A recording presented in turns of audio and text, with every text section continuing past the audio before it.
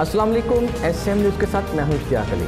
खबरों का सिलसिला बढ़ाते हुए खबर शामिल करते हैं भावल नगर से। भावल नगर डोंगा बोंगा के करीब दो तेज रफ्तार मोटरसाइकिलें आपस में टकरा गईं। हादसे में एक शख्स जाँ बाक हो गया और दो अफराद शदीद जख्मी हुए। रेस्क्यू 1112 ने जाए हादसे पर पहुंचकर जख्मी को तिब्बी इमदाद के बाद तशवीशनाक हालत में डिस्ट्रिक्ट अस्पताल मुंतकिल कर दिया। आपको एक बार फिर बताते चले, भावल नगर डोंगा बोंगा के करीब दो तेज रफ्तार मोटरसाइकिलें आपस में टकरा गईं।